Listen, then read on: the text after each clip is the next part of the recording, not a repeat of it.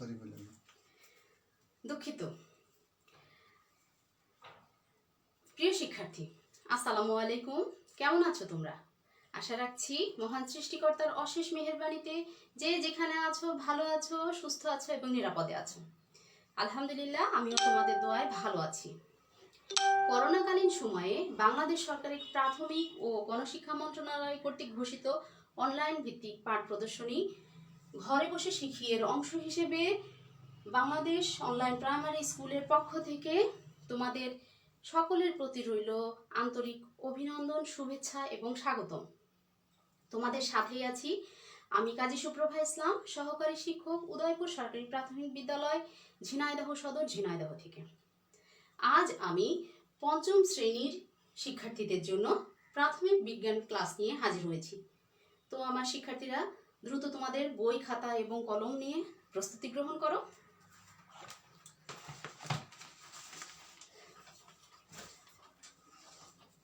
সুপ্রিয় শিক্ষার্থী, আজ আমরা যে বিষয়টা নিয়ে আলোচনা করব সেটা হলো প্রাথমিক বিজ্ঞান। এবং গত পাঠে আমরা যে অধ্যায়টা নিয়ে আলোচনা করেছিলাম এবং বরাবরের মতো সেই অধ্যায়ের কিছু অংশ আমরা আজ আলোচনা করব। তো আমরা সকলেই খাতা নিয়ে তো প্রস্তুতি গ্রহণ করেছি। তো আমরা পাঠের যে আজ অংশটুকু দ্রুত খাতায় উঠিয়ে নাও। অধ্যায় 12তে আছে জলবায়ু পরিবর্তন। পাঠ শিরোনাম গ্রিন হাউস প্রভাব। পাঠ্যাংশ হচ্ছে বৈশ্বিক থেকে শুরু করে গ্রিন হাউস গ্যাস পর্যন্ত। তার মানে আমাদের পাঠের অংশ, আজ পড়ার বিষয় অংশটুকু হচ্ছে বৈশ্বিক থেকে শুরু করে গ্রিন হাউস গ্যাস পর্যন্ত। এবং আজকে যে পাঠের সংখ্যা সেটা হচ্ছে পাঠের সংখ্যা 3, পৃষ্ঠা নম্বর 83 পৃষ্ঠা এবং 84 পৃষ্ঠা এর কিছু অংশ। সকলে এই পাঠ শিরোনামটা খাতায় উঠিয়ে নাও।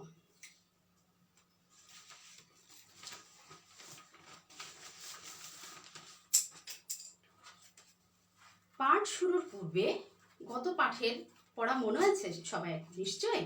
তাহলে আমি একটা প্রশ্ন জিজ্ঞাসা করি সবাইকে। প্রশ্নটা হচ্ছে, বৈশ্বিক উষ্ণায়ন কাকে বলে? মনে আছে সবার?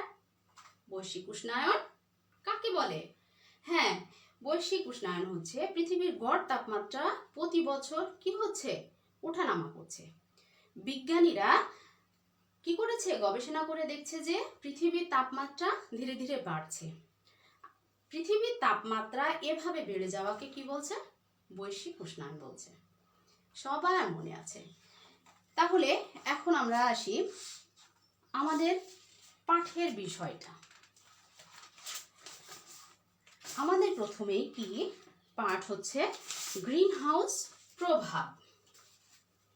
গ্রিন হাউস প্রভাব তার মানে আমরা গ্রিন হাউস প্রভাবটা কি সেটা এখন জানবো।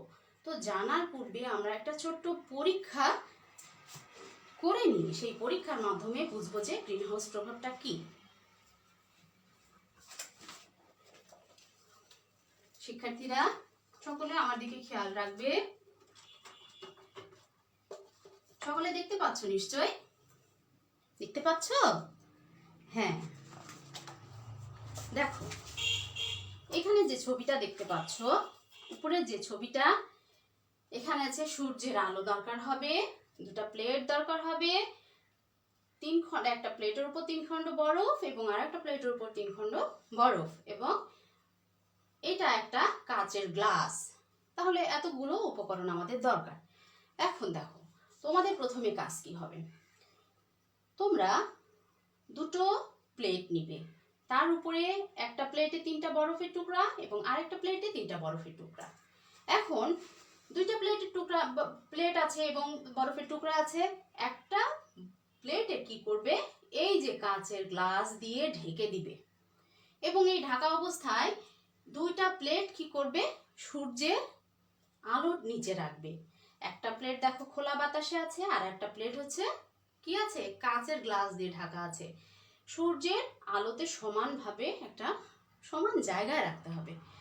সেখানে কমপক্ষে 30 মিনিট রাখার পরে কি হবে একটু ধারণা করো তো। 30 মিনিট রাখার পরে কি হবে?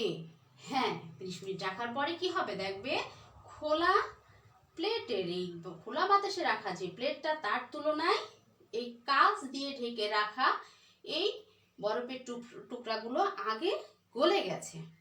এখন গলে যাওয়ার কারণটা কি? কারণ হচ্ছে সূর্যের তাপ কাঁচের গ্লাসের ভেতরে প্রবেশ করে সেই তাপটা আর বাইরে বের হতে পারেনি এবং এই তাপের কারণে দ্রুত বরফটা গলে গেছে। এই যে তাপ ধরে রাখছে এই প্রভাবটাই হচ্ছে গ্রিন হাউস প্রভাব।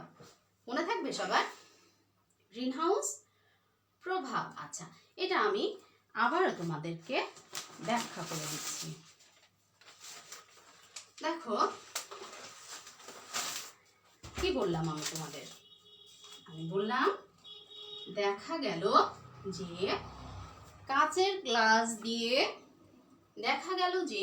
কাচের গ্লাস দিয়ে ঢেকে রাখা বরফগুলো খোলা বাতাসে রাখা বরফ খণ্ডের তুলনায় আগে গলেছে।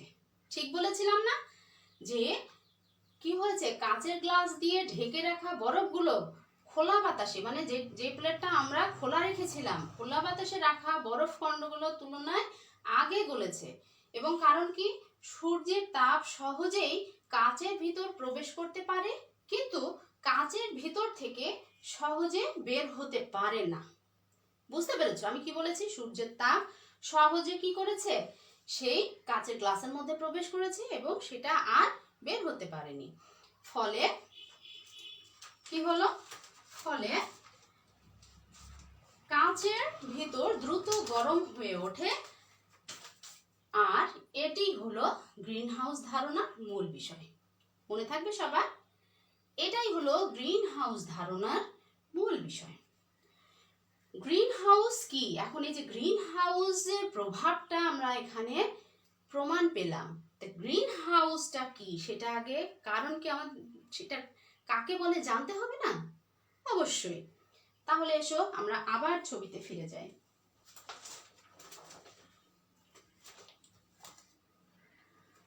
সকলে আবার আমার ছবিটা দেখে খেয়াল করো। এবার আমরা যে ছবির যে অংশটুকু যেটুকু পড়বো সেটার দিকে লক্ষ্য করি।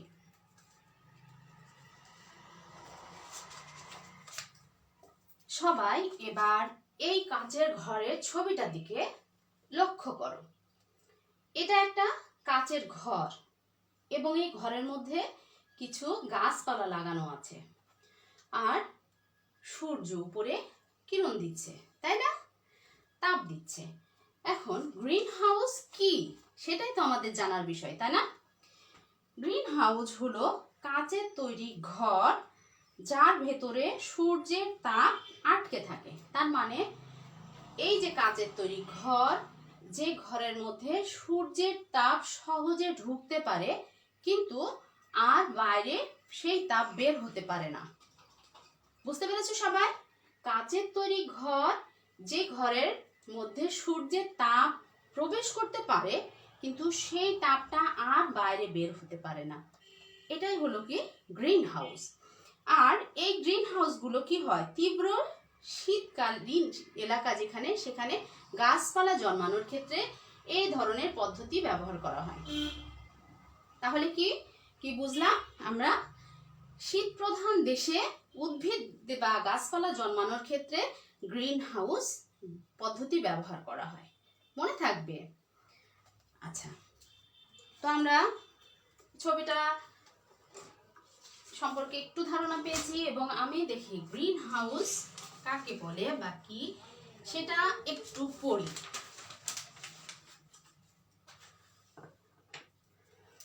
দেখো, গ্রিন হাউস হলো কাচের তৈরি ঘর যা ভেতরে সূর্যের তাপ আটকে রাখে। আমি এটা দেখাই দিলাম তোমাদেরকে। ফলে তীব্র শীতেও গাছপালা এই ঘরের ভিতর উষ্ণ ও সজীব থাকে। বলেছিলাম যে তীব্র শীত প্রধান এলাকায় কি হয়, গাছপালা এবং উদ্ভিদ জন্মাতে সহায়তা হয়। বলেছে কি, ফলে তীব্র শীতেও গাছপালা এই ঘরের ভিতর উষ্ণ ও সজীব থাকে। মনে থাকবে সবার? এখন দেখি আমাদের পরের বিষয়টা হচ্ছে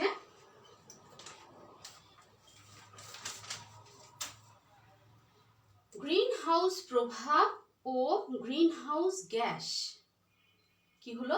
গ্রিন হাউস প্রভাব ও গ্রিন হাউস গ্যাস, এই সম্পর্কে আমরা জানবো। তো জানার পূর্বে আমরা আবার একটু ছবিতে চলে যাই।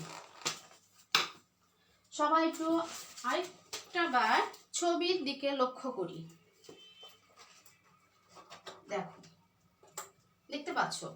এবার আমরা পাঠের এই অংশটুকু নিয়ে আলোচনা করব। সবাই খেয়াল করো, পাঠের এই অংশটুকু নিয়ে আমাদের এখন এই যে পড়াটা গ্রিন হাউস প্রভাব ও গ্রিন হাউস গ্যাস। দেখো, এটা হচ্ছে পৃথিবী। পৃথিবীর উপরে হচ্ছে বায়ুমণ্ডল এবং সূর্য, তাই না? এখন দেখো, পৃথিবী বায়ুমণ্ডলের কি হচ্ছে, বায়ুমণ্ডল দিয়ে বা বায়ুর স্তর দিয়ে ঢাকা থাকে। তাহলে এবার আসি আমরা, বায়ুমণ্ডলটা কি? বায়ুমণ্ডলটা কি জানো? বায়ুমণ্ডল হলো পৃথিবীকে ঘিরে থাকা বায়ুর স্তর। পৃথিবী চারপাশ দিয়ে ঘিরে আছে এই বায়ুর স্তর। বায়ুমণ্ডলে জলীয় বাষ্প, এই বায়ুমণ্ডলে জলীয় বাষ্প এবং কার্বন ডাই অক্সাইড থাকে। এবং এরা কি করে? গ্রিন হাউস, ওই যে গ্রিন হাউসের কথা বললাম, যে তাপ আসে কিন্তু বেরিয়ে যেতে পারে না, এই গ্রিন হাউসের কাচের দেওয়ালের মতো কাজ করে। কি দেওয়ালের মতো? কোনটা কাজ করে? এই বায়ুমণ্ডলটি। দিনের বেলায় সূর্যের আলো বায়ুমণ্ডলের ভিতর দিয়ে পৃথিবীর ভূপৃষ্ঠে প্রবেশ করে। এই যে পৃথিবীর ভূপৃষ্ঠ মানে মাটিতে প্রবেশ করে এবং ভূপৃষ্ঠ উত্তপ্ত হয়, মানে এই যে মাটি তখন গরম হয়, তাই না? দিনের বেলায় সূর্য আমাদের মাটিতে এসে পড়ে না, তখন মাটি কি হয়? গরম হয়। আর রাতের বেলায় কি হয়? ভূপৃষ্ঠ থেকে সেই তাপ বায়ুমণ্ডলে ফিরে আসে। এই যে বায়ুমণ্ডল, এই বায়ুমণ্ডলে এই ভূপৃষ্ঠ থেকে রাতের বেলায় সেই তাপটা ফিরে আসে এবং ভূপৃষ্ঠ কি হয়? শীতল হয়। এই ভূপৃষ্ঠ মানে তখন মাটি শীতল হয়। কিন্তু কিছু তাপ, কিছু এই সূর্যের তাপটা যখন ওই ভূপৃষ্ঠের তাপটা থেকে যায়, তখন কি হয়? বায়ুমণ্ডলের ওই গ্যাসগুলোর কারণে আটকে যায়। কিছু তাপ এই যে বায়ুমণ্ডলের যে জলীয় বাষ্প এবং কার্বন ডাই অক্সাইড থাকে, এর মধ্যে আটকে যায়। এর ফলে কি হয়? রাতের বেলায় পৃথিবী উষ্ণ হয়, রাতের বেলায় খানিকটা গরম হয়। আর তাপ ধরে রাখার এই ঘটনাটাই হচ্ছে কি? গ্রিন হাউস প্রভাব। এই যে তাপ ধরে রাখছে, সূর্য থেকে কি হচ্ছে? তাপটা বায়ুমণ্ডলের ভিতর দিয়ে আসছে এবং রাতের বেলায় কি হচ্ছে? সেই তাপটা বায়ুমণ্ডলের ভিতরে প্রবেশ করছে এবং কিছু তাপ আটকে থাকার কারণে সেটা কি হচ্ছে? রাতে গরম হচ্ছে। আর এই যে ঘটনাটা, এই ঘটনাটাকেই বলছে গ্রিন হাউস প্রভাব। তাপ ধরে রাখার জন্য দায়ী এ সকল গ্যাসই হচ্ছে কি? Green house gas. সবাই নিশ্চয়ই ক্লিয়ার হয়ে গেছো? এসো এইটা, এই সম্পর্কে আমরা একটু বোর্ডের দিকে লক্ষ্য রাখি। আমরা যে অংশটুকু ছবির মাধ্যমে দেখলাম সেটা নিয়ে আমরা এখন একটু পড়ি, দেখি। পৃথিবীর বায়ুমণ্ডলও গ্রিন হাউসের ন্যায় কাজ করে। বায়ুমণ্ডলটা বললাম, বায়ুমণ্ডলটা কি? বায়ুমণ্ডল হচ্ছে, এই দেখো এখানে লিখেছি, বায়ুমণ্ডল হলো পৃথিবীকে ঘিরে থাকা বায়ুর স্তর। এখন এসব বায়ুটা কি? বায়ু অর্থ বাতাস। বায়ু অর্থ কি? বাতাস। বায়ুমণ্ডলে জলীয় বাষ্প ও carbon die oxide gas green হাউসের কাচের মতোই কি করে? কাজ করে থাকে। কাচের দেওয়ালের মতোই কাজ করে। দিনের বেলায় সূর্যের আলো বায়ুগুলোর ভেতর দিয়ে ভূপৃষ্ঠে এসে পড়ে। বললাম না, দিনের বেলায় সূর্যের তাপ সরাসরি কি করে? বায়ুমণ্ডলের ভিতর দিয়ে এসে পৃথিবীর ভূপৃষ্ঠে এসে পড়ে এবং ভূপৃষ্ঠ উত্তপ্ত হয়। তার মানে মাটি তখন, পৃথিবীর মাটি তখন গরম হয়। রাতে ভূপৃষ্ঠ থেকে সেই তাপ বায়ুমণ্ডলে ফিরে আসে এবং ভূপৃষ্ঠ শীতল হয়। যে কথাটা আমরা ছবির মাধ্যমে আলোচনা করলাম, যে রাতের বেলায় ভূপৃষ্ঠ থেকে কি হয়? সেই তাপটা আবার বায়ুমণ্ডলে ফিরে আসে এবং ভূপৃষ্ঠ তখন ঠান্ডা হয়। কিন্তু কিছু তাপ বায়ুমণ্ডলের ওই গ্যাসগুলোর কারণে আটকা পড়ে। বায়ুমণ্ডলে যে গ্যাসগুলো আছে তার কারণে আটকা পড়ে যায়। এরপরে কি?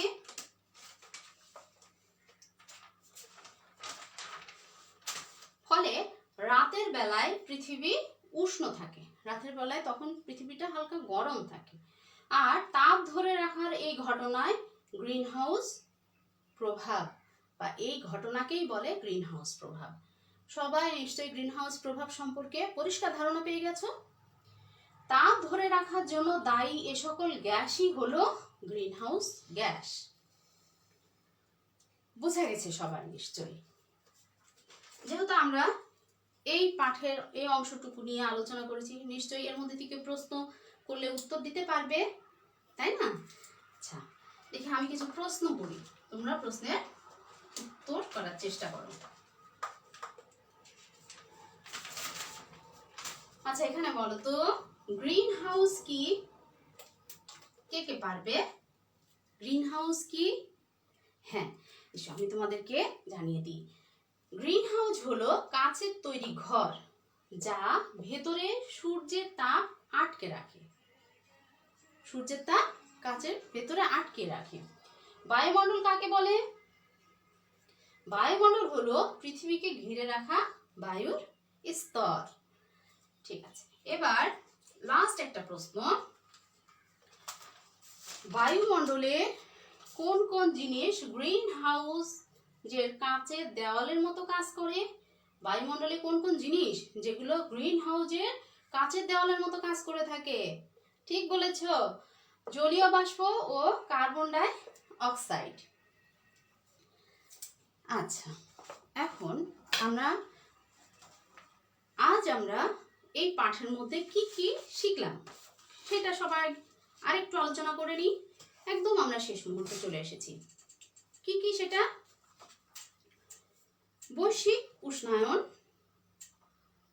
থেকে শুরু করেছিলাম, তাহলে আজ শিখলাম আমরা গ্রিন হাউসের প্রভাব, সেটা আমরা এই যে পরীক্ষার মাধ্যমে শিখলাম। এবার শিখলাম গ্রিন হাউস কি। হ্যাঁ, গ্রিন হাউসের প্রভাব এবং গ্রিন হাউস গ্যাস কি জিনিস সেটা সম্পর্কে শিখলাম। এখন যেহেতু আমাদের পাঠ শেষ, সেহেতু তোমাদের বাড়ির জন্য কিছু কাজ তো দেওয়া উচিত, তাই না? হ্যাঁ, দেখো আমি তোমাদের বাড়ির জন্য কিছু কাজ রেখেছি। এই কাজগুলো তোমরা অবশ্যই বাড়িতে শেষ করবে, মনে থাকবে সবাই অবশ্যই শেষ করবে। গ্রিন হাউস কি, গ্রিন হাউস গ্যাস কি, গ্রিন হাউসের প্রভাব কি, গ্রিন হাউস প্রভাবের কারণ কি, বায়ুমণ্ডল কাকে বলে, এগুলো সবগুলো বাড়িতে খাতা কলমে লিখে কমপ্লিট করে রাখবে। আচ্ছা, তো শিক্ষার্থীরা মূল্যায়নের জন্য যে কাজ দেওয়া হয়েছে সম্পূর্ণভাবে কমপ্লিট করে রাখবে আশা রাখি। বাড়িতে নিয়মিত পড়াশোনা করবে, পুষ্টিকর খাবার খাবে, বাবা মায়ের কথা শুনবে, বড়দের সম্মান ও শ্রদ্ধা করবে, ছোটদের আদর ও স্নেহ করবে, আর প্রয়োজনের ব্যতি রেখে বাড়ির বাইরে যাবে না। আজ আর না, আগামী পাঠ প্রদর্শনীতে দেখা হবে। সে পর্যন্ত সকলে ভালো থাকো। ধন্যবাদ সকলকে।